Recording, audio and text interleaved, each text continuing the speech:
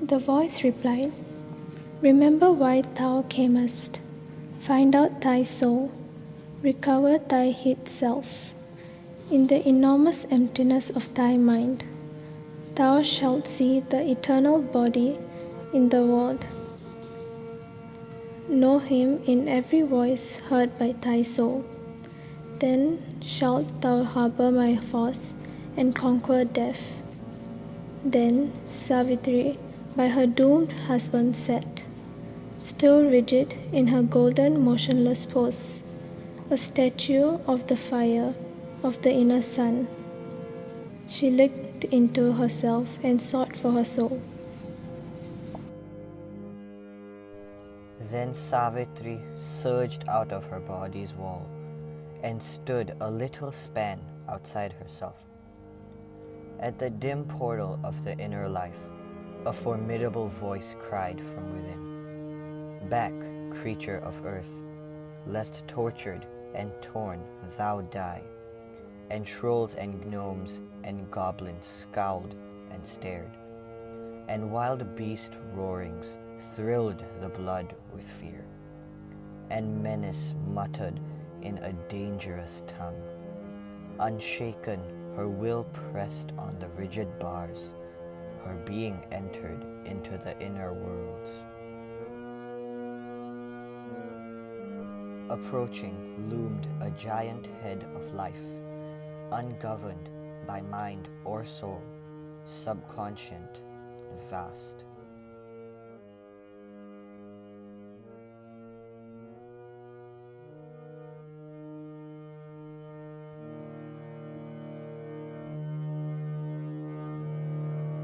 Elf's wide hush, she came into a brilliant, ordered space. There, life dwelt parked in an armed tranquility. A chain was on her strong, insurgent heart.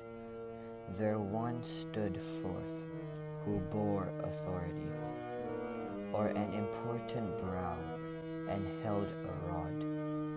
His sentences savored the oracle, traveler or pilgrim of the inner world, O aspirant to the perfect way of life, here find it. So she fared on across her silent self. To a road she came thronged with an ardent crowd, guests from the cavern of the secret soul, and Savitri mingling in that glorious crowd, outstretching her hands to stay the throng as she cried, "O happy company of luminous gods, reveal who know the road that I must tread, to find the birthplace of the occult fire and the deep mansion of my secret soul." One answered, pointing to a silence dim, on a remote extremity of sleep, in some far background of the inner world, "O Savitri, from thy hidden soul we come. Follow the world's winding highway to its source. There, in the silence few have ever reached, thou shalt see the fire burning on the bare stone, and the deep cavern of thy secret soul." Then Savitri, following the great winding road, came where it dwindled into a narrow path, trod only by rare wounded pilgrim feet. A few bright forms emerged from the unknown depths, and looked at her with calm, immortal eyes. There was no sound to break the brooding hush. One felt the silent nearness of the soul. Here from a low and prone and listless ground, the passion of the first ascent began. The women sat in a pale, lustrous robe, the mother of the 7 sorrows bore. The 7 stabs that pierced her bleeding heart.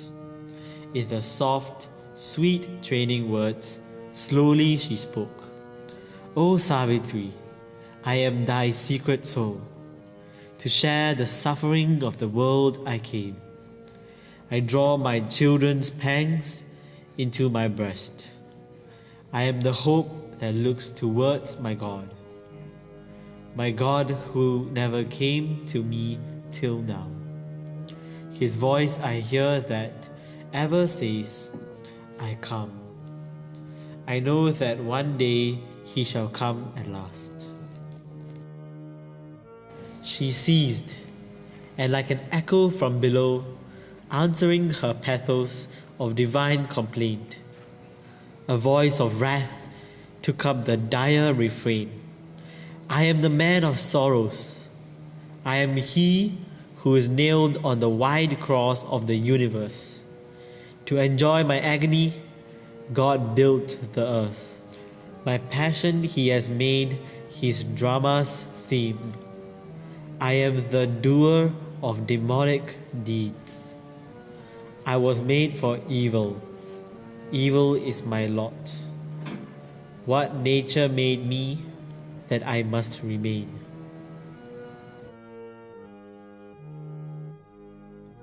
And Savitri heard the voice, the echo heard, and turning to her, being of pity spoke. Madonna of suffering, Mother of grief divine, thou art a portion of my soul put forth, to bear the unbearable sorrow of the world, but thine is the power to solace, not to save. One day I will return, a bringer of strength, and make thee drink from the Eternal's cup.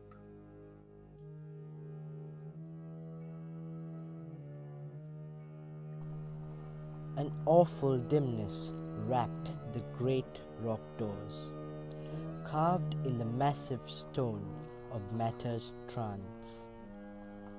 Two golden serpents round the lintel curled, enveloping it with their pure and dreadful strength, looked out with wisdom's deep and luminous eyes.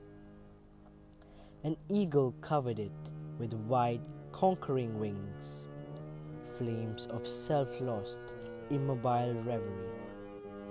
Doves crowded the grey musing cornices, like sculptured postures of white-bosomed peace. Across the threshold sleep she entered in, and found herself amid great figures of gods, conscious in stone and living without breath, watching with fixed regard the soul of man, executive figures of the cosmic self, world symbols of immutable potency. A being, there was no step of breathing men, no sound, only the living nearness of the soul.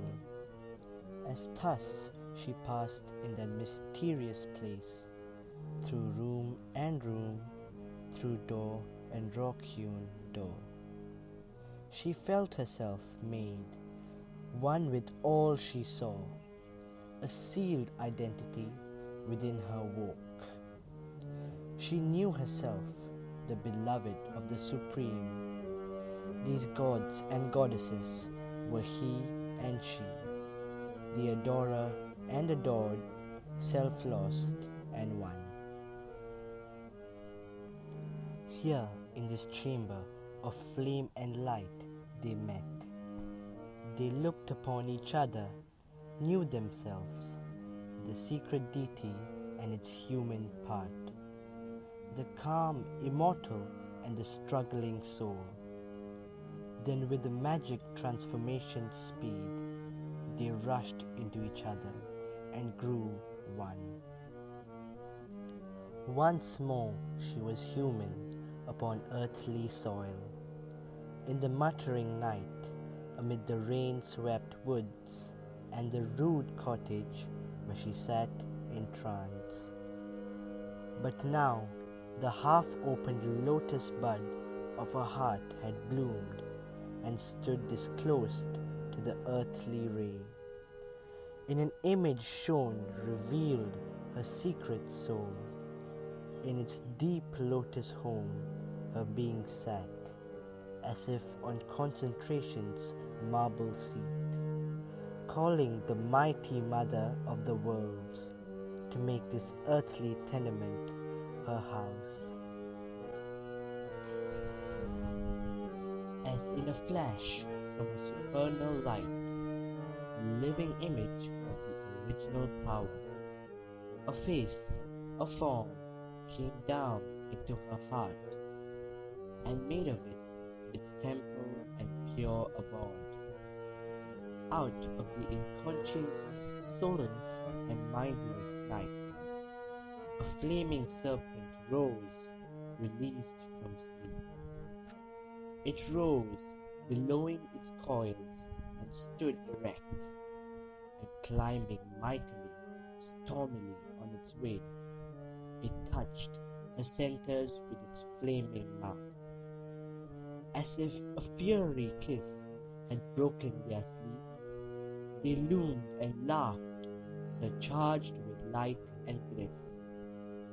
Then at the crown it joined the eternal space.